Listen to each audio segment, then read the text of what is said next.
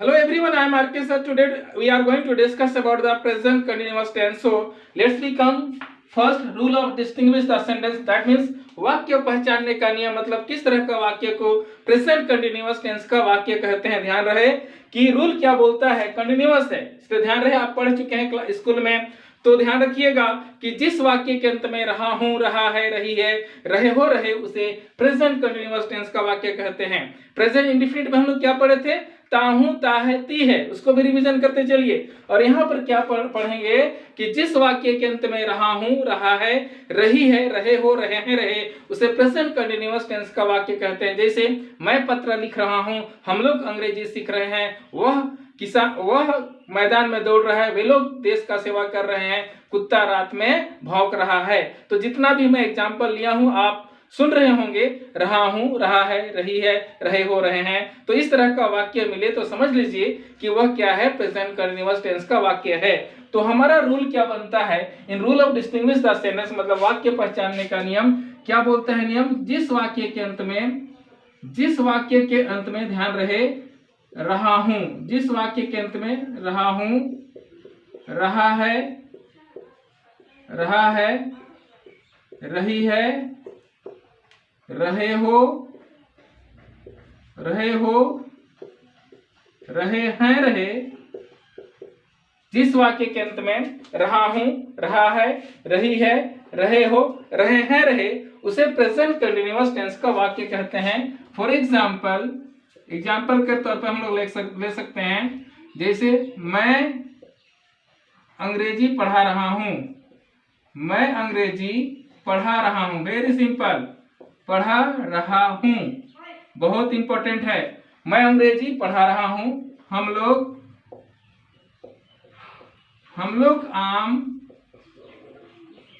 लोग आम खा रहे हैं, तुम पेड़ लगा रहे हो, तुम पेड़ लगा रहे हो,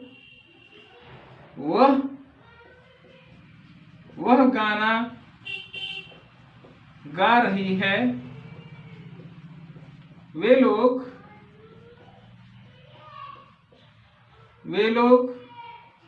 हल चला रहे हैं,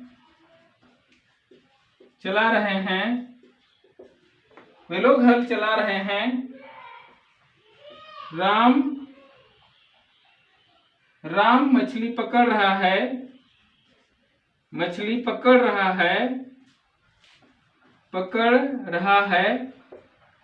Sita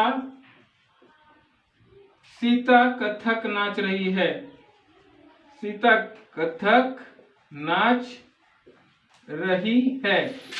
So that whatever I have taken the Hindi example, end of the sentence you are looking that रहा हूं, रहे हैं, रहे हो, रही है, रहे हैं, रहा है, और again you can look here, रही है। तो जितना भी आपका एग्जाम्पल देख रहे हैं ना, रहा हूं, रहा है, रही है, रहे हो, रहे हैं। जैसे एक बार फिर लेता हूं, मैं अंग्रेजी पढ़ा रहा हूं, हम लोग आम खा रहे हैं, तुम पेड़ लगा रहे हो, वह गाना गा रही है, वे लोग हल चला रहे हैं, राम मछली पकड़ रहा है, सीता कथक नाच रही है। ये एग्जाम्पल के तौर पे मैं कुछ सेंटेंस लिया हूं। तो इस तरह का वाक्य आपको हिंदी में मिले तो समझ लीजिए वह क्या है, प्रेजेंट कंटिन्यूअस टेंस का वाक्य है। इसलिए फाइनली हमारा रूल क्या बन रहा है, ध्यान रखिए, वाक्य पहचानने का नियम, जिस वाक्य के अंत में रहा हूं, रहा है, रही है, रहे हैं, रहे हो, रहे, उसे प्रेजेंट कंटिन्यूअस टेंस का वाक्य कहते हैं। तो चलिए अब शुरू करते हैं rule of making sentence. Rule of making sentence is saying that, what is it, subject plus am or are or each plus before plus object, and you have read in present indefinite tense subject plus v1 or v5 plus object. Please you have to recall the present indefinite tense. In present indefinite tense we have read that subject plus v1 or v5 plus object, but this is the present continuous. So rule of making sentence is saying that subject plus m or r or each plus before plus object. Rule क्या बना, subject plus am और are और is plus before plus object. तो यहाँ प्रश्न क्या है कि किसके साथ एम, किसके साथ आर और किसके साथ इज का प्रयोग होगा।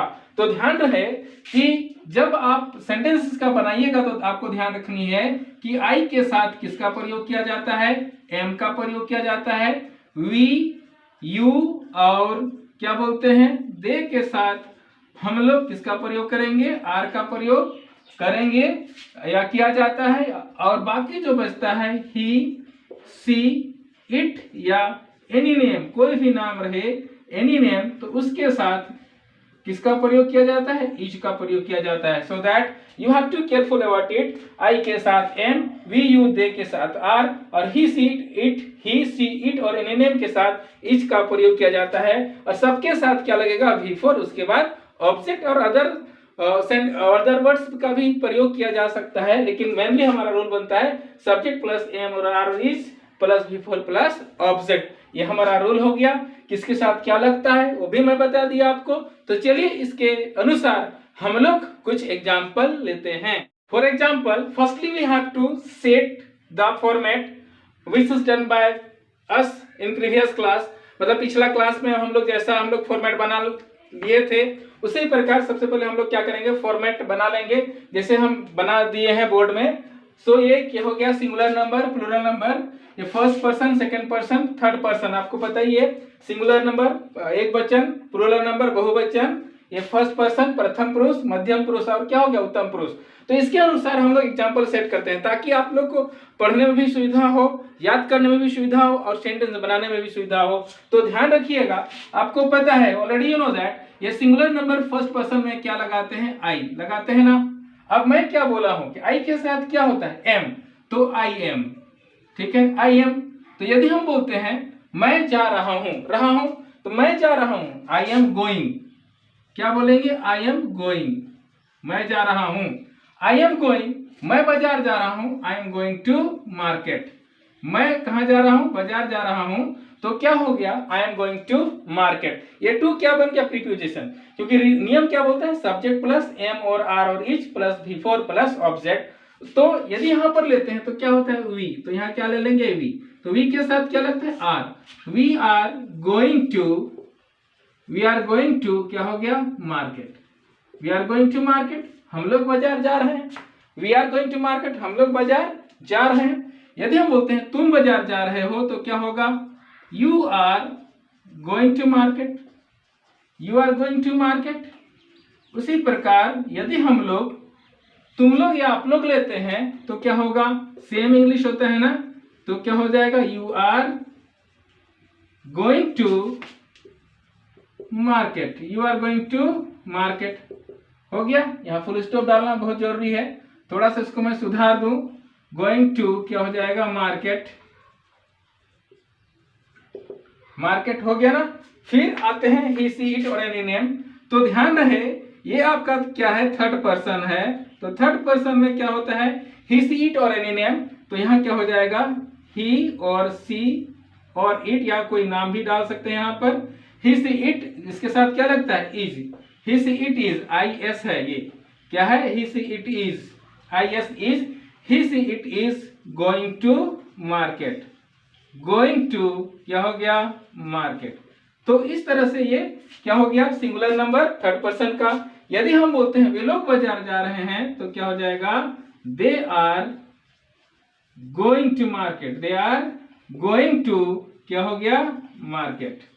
ये आर है इसलिए थोड़ा सा ध्यान रखिएगा, MARKET है ना, ये हो गया market. So what is our rule, subject plus M or R or is plus V4 plus object.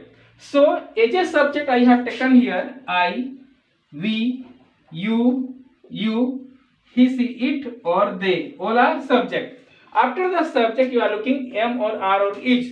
So already you know that with I we can use M, with we, you and they we can use the which one, R, and rest of the subject, that means with he, she and it we can use it, is, sorry, it no, is. So I have written here is. I hope you are looking. So finally I can say M, R or is, finished. After that V4. So as a V4 today we have taken the going, because going is the V4 of go.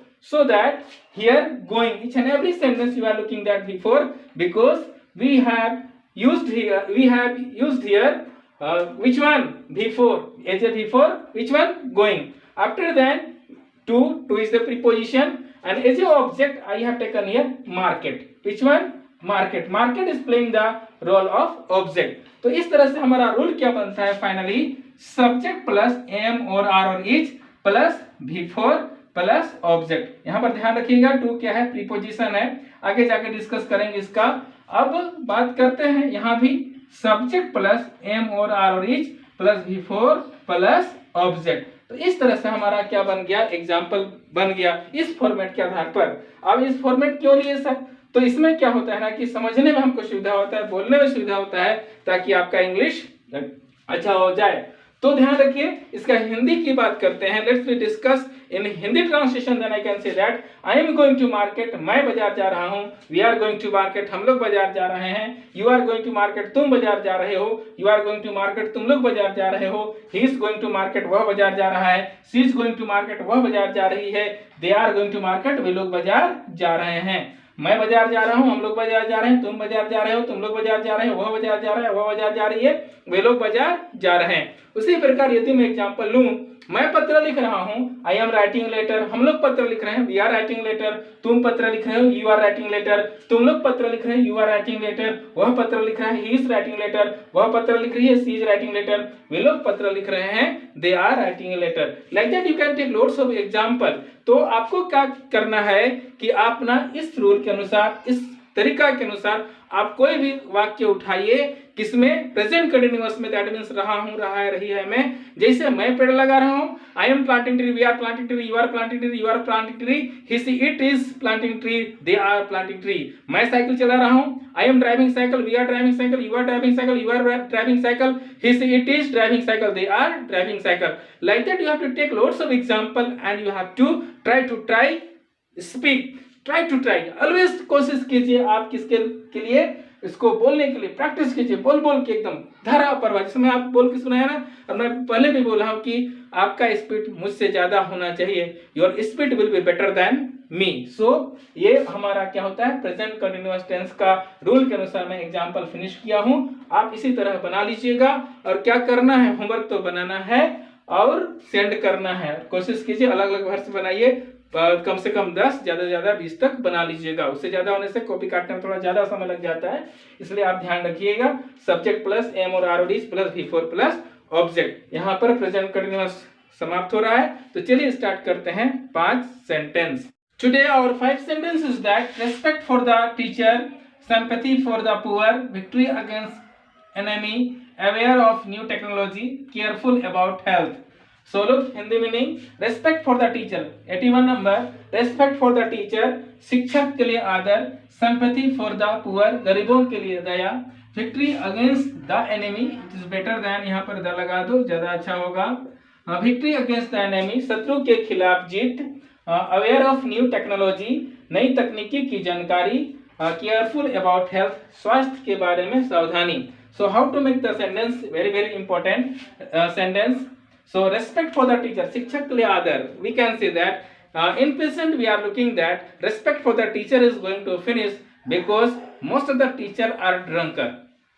I mean to say that आजकल ना शिक्षक के प्रति आदर क्या हो रहा है? समाप्त हो रहा है। इसका सबसे बड़ा कारण क्या है कि अधिकतर टीचर लोग क्या है? ड्रंकर हैं, मतलब मतवार हैं। वो लोग क्या करते हैं? शराब का सेवन करते हैं। तो ऐसी बात नहीं है कि आदर नहीं मिलता है, मिलता है, मुझे पता है, लेकिन यदि उस तरह का बिहेवियर रहने से आदर नहीं मिलता है, इसलिए बोल सकते हैं रेस्पेक्ट फॉर द टीचर। लेकिन कुछ तो है, दोनों तरफ से तालमेल नहीं बनता है, but we can say respect for the teacher. Other here you can change also, आप यहाँ पर क्या कर सकते हैं? चेंज कर सकते हैं in the place of teacher, आप किसी को भी वहां पर डाल सकते हैं। आगे देखते हैं, सिंपैथी फॉर द पुअर, गरीबों के लिए दया, we are human being so that we should be sympathy for the poor. That means हम लोग क्या है? मनुष्य हैं, इसलिए हम लोगों में ना क्या होना चाहिए? गरीबों के प्रति क्या होनी चाहिए? दया होनी चाहिए। क्योंकि वी शुड अंडरस्टैंड दैट, क्योंकि हम लोग को समझना चाहिए कि वे भी क्या है? मनुष्य हैं। विक्ट्री अगेंस्ट द एनिमी, शत्रु के खिलाफ जीत। आपका सबसे बड़ा शत्रु अभी क्या है? English. Your big enemy is that English, so that you should victory against the enemy. Your biggest enemy is that English, so that you should victory against the enemy. क्या करना है, आपका सबसे बड़ा शत्रु इंग्लिश है, इसलिए शत्रु के खिलाफ आपको क्या करनी है, जीत हासिल करनी है।